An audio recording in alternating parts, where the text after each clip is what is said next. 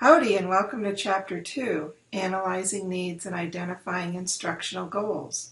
This chapter starts the first steps in the systematic design model we discussed in Chapter 1.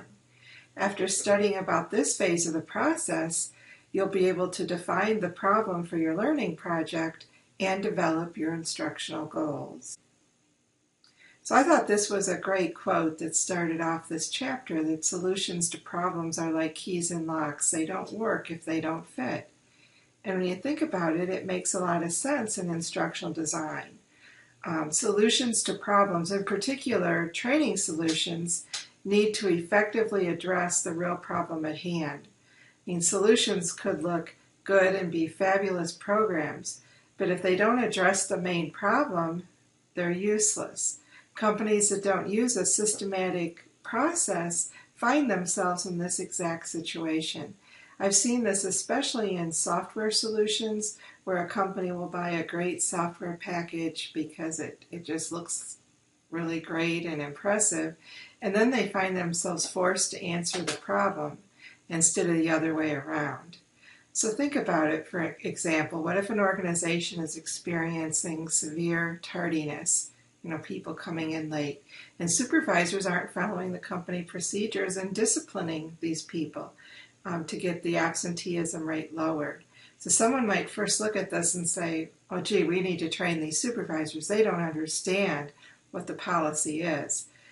But if an instructional designer comes in and analyzes that situation, they may discover, for instance, that a train is coming every morning and parking next to the manufacturing plant to unload supplies for that day, and does this between 6 and 7 a.m., and it blocks the employees being able to get to the facility. So the supervisors realize that, and they don't write the employees up because they feel it's not their fault. So this isn't a case of training supervisors in policy. This is more of an external issue involving logistics and changing that particular procedure that occurs. So you can see why this is such an important component of the whole instructional design process. So how do we determine whether an instructional design is a good fit with a problem? We have to say, what is the problem? We have to know the problem.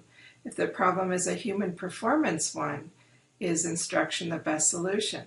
The example I just gave, no, it wasn't, but let's say it was, and the supervisors do need to be trained on the policy.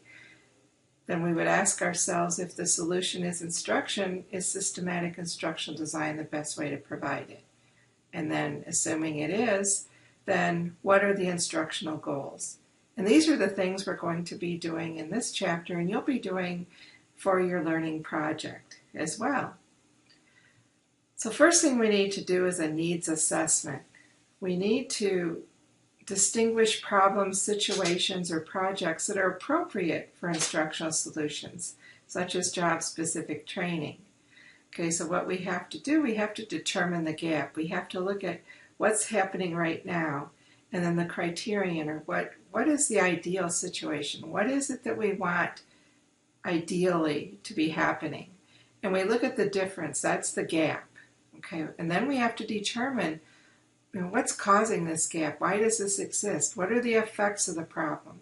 So we have to collect information about the condition. We have to ask people. We have to identify the criterion and the ideal state. So a lot of analysis occurs at this point, but it's important that we figure this out. So we have to identify the real problem. Okay, and we have to say what's causing the situation. Okay, we need to make sure that we're not just looking at symptoms of a problem, because symptoms of a problem don't really tell us what's causing the problem. For instance, we may look at a situation and say that tasks are not being performed up to standard. Employee performance is getting worse over time. Deadlines aren't being met. There's a work backlog. Some tasks are being forgotten.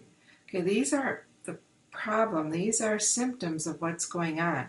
So we need to further investigate to get to the root cause. What's causing all these symptoms? So one mistake a lot of designers make is they kind of stop at the symptom phase of it and say, okay, these are the things that are happening. But you have to be careful not to state the symptoms of the problem only, but to go further. I mean, dig deep in. What's causing this to occur? So we can ask all kinds of questions. What's the problem? How many people are affected? When did the problem become evident? What are the consequences? What's happening now? How do we know there's a problem? Who's affected? Are some locations affected more than others? What should be happening? So we want to go in and ask questions in order to dig down to that root cause. We need to determine the relative importance of the problem. Not every problem is worth solving through instructional design. We have to make sure, is this problem worthy of going through this process? Because as we discussed last week, it can be a long, expensive, resource-intensive process. So we want to look at it. We want to know, why is this discrepancy important? What's going to happen if we don't do anything? Will something bad happen? How much is the discrepancy causing the organization lost time in things like production, wasted materials, lost time, employee turnover, and so on? What's the benefit of correcting the problem? So you need to kind of determine that, the scope of what's going on. Okay, once we do that, we know what our problem is. Now we need to start setting goals. And before we do objectives, which we're going to do in the next couple weeks following this week, we have to consider the larger educational goal that leads us to the objectives. So the first task is to identify the problem, then state the need in terms of the desired performance. That was part of the gap analysis. Then these performance standards are what becomes the instructional goals. Okay, the goal is that ideal. What is it you want ideally? That becomes your instructional goal. So you need to state the goals in terms of an action the students will do after they demonstrate, what they've learned. Okay, it has to be action-based.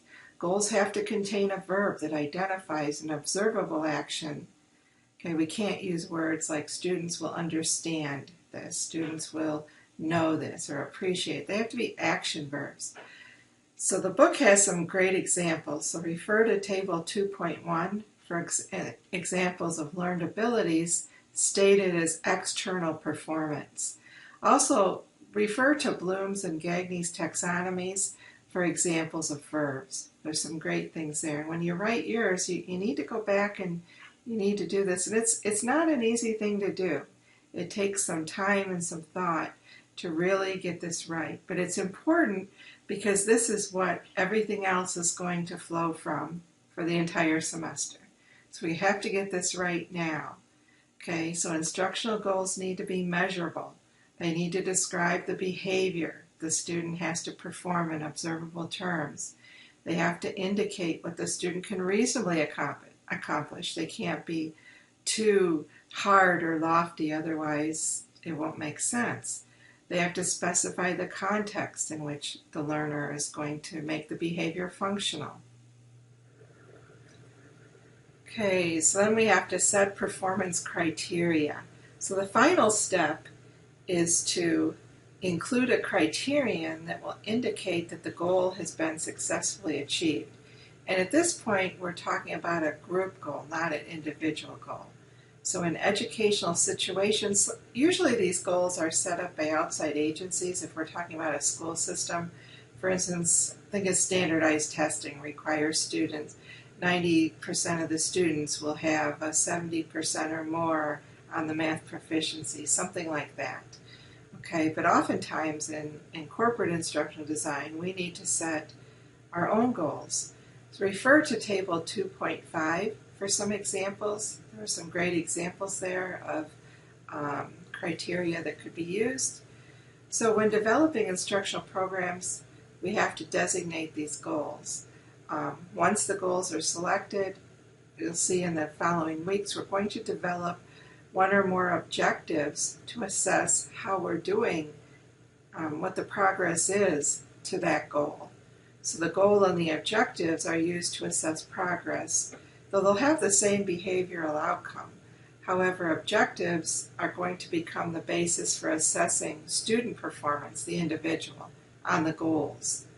Okay, and we'll have more of that in the next couple weeks, but it's important to get this part of it down pretty well.